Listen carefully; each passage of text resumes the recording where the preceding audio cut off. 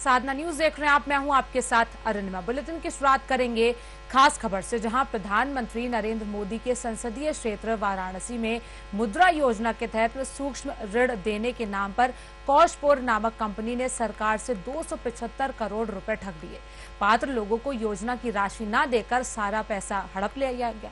साथ ही जिसकी एफआईआर वाराणसी के कैंट थाने में दर्ज है। यह एफआईआर एक सब इंस्पेक्टर स्तर का अधिकारी देख रहा है, तो वही पुलिस प्रशासन पर मामले को दबाने के आरोप लगाए जा रहे हैं।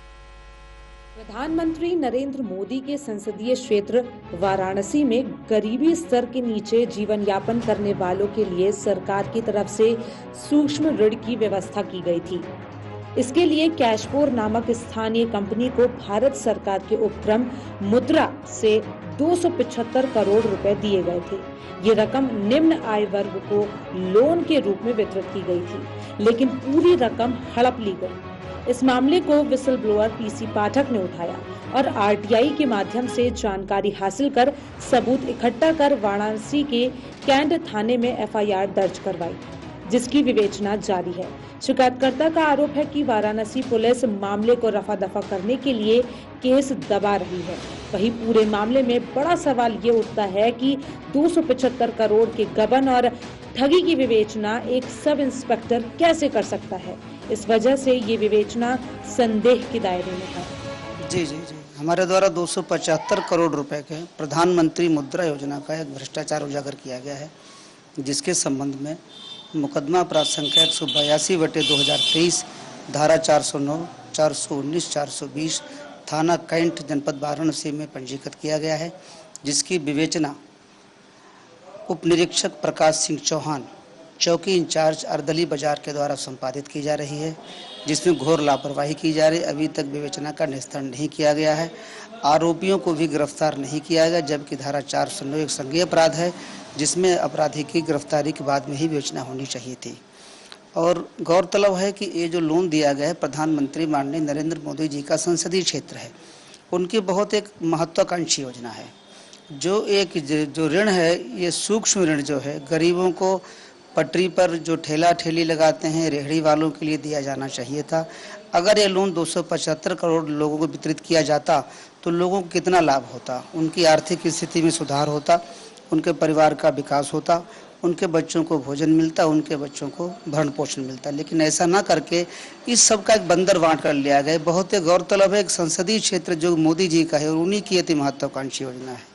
उसके बाद हमारे द्वारा जब लिखा पढ़ी की गिरफ्तारी के संबंध में, तो विगत दिनांक 1 जुलाई 2023 को एसीपी कैंट के द्वारा विवेचक को आदेशित किया जाता है कि इसकी गिरफ्तारी करें, गिरफ्तार न होने पर एनवीडब्ल्यू जारी करें, एनवीडब्ल्यू नहीं होने पर इसकी 82-83 सीआरपीसी की कार्रवाई करें और गुण दोष के आधार पर विवेचना का निस्तारण किया जाए। हमारे द्वारा बार बार फ़ोन करने पर विवेचक को जब फ़ोन किया जाता है, या तो फ़ोन को उठाते नहीं हैं, उठाते भी हैं तो कहते हैं ठीक है, मैंने 10-50 लोगों का बयान ले लिया है। मैंने कहा 275 करोड़ रुपए कितने लोगों को दिए गए, उन सब का ब्यौरा चाहिए हमें, किन किन खातों में दिए गए, वो कहाँ उसका इस्तेमाल हुआ, और सबसे मस्ट है कि इसको लेकर के हमारी जान माल की क्षति होने का भी खतरा बना हुआ है।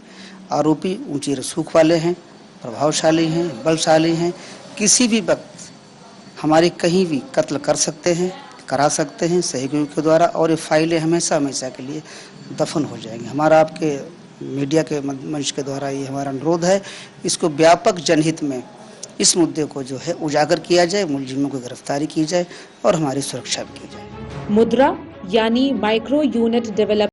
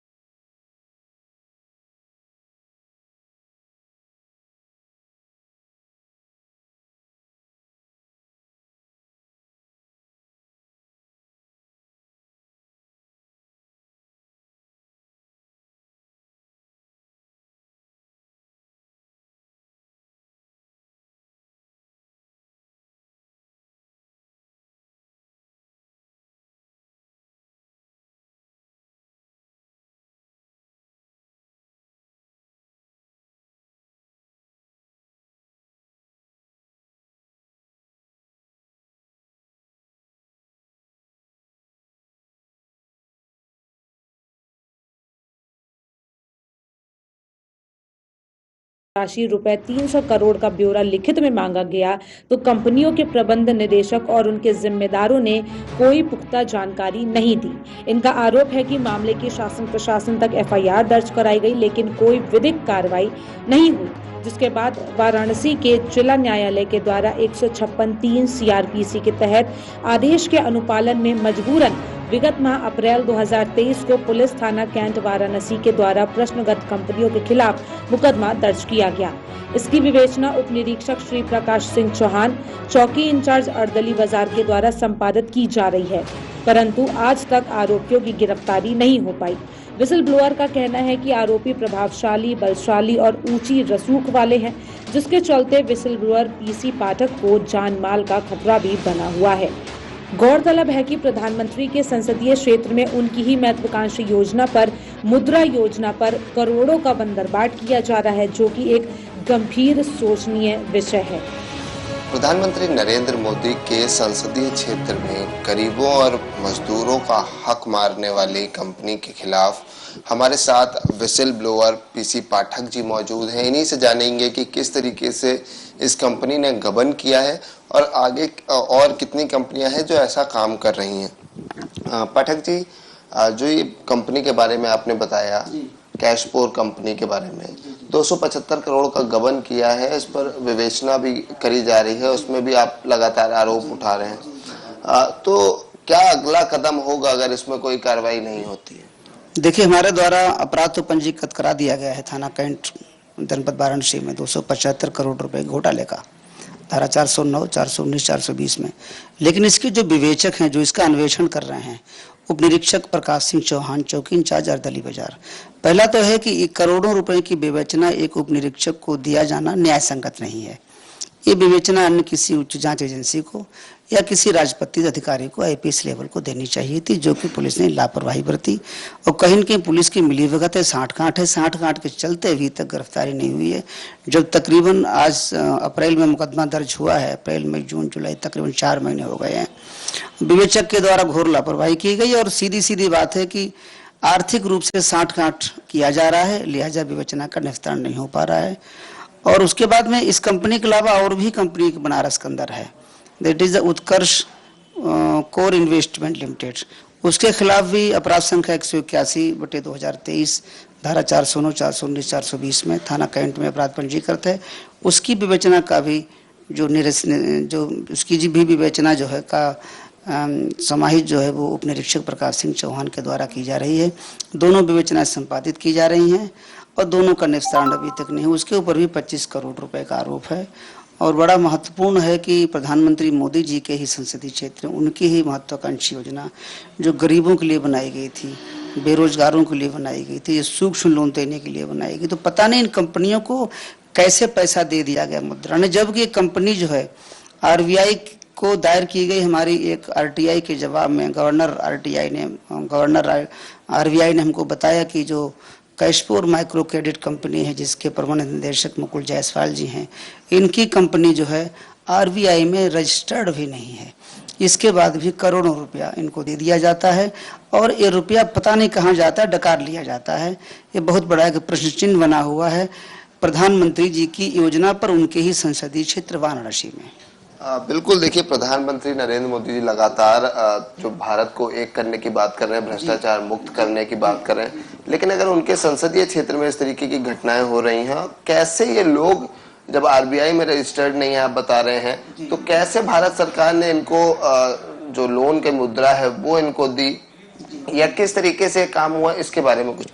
देखिए, मैं इस सरकार पर कोई आरोप नहीं लगा रहा हूँ, प्रधानमंत्री जी की बहुत अच्छी है। बिल्कुल, जिस तरीके से आप बता रहे हैं कि जो कैशपोर कंपनी है वो प्रधानमंत्री नरेंद्र मोदी जी के संसदीय क्षेत्र में ऐसा करे, जबकि प्रधानमंत्री जी बड़े जो उनका दावा है कि भ्रष्टाचार को मिटाना है, साथ ही साथ अन्य जो उनकी योजनाएं, ऐसे में ये जो कंपनी है जब आरबीआई में रजिस्टर्ड नहीं है और अन्य जगहों पर रजिस्टर्ड नहीं है, तो किस तरीके से भारत सरकार ने इनको ये फंड दे दिया?